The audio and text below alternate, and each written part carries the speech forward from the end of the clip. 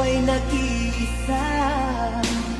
Buluha ka na naman, matakbo ang panahon nang walang kasama.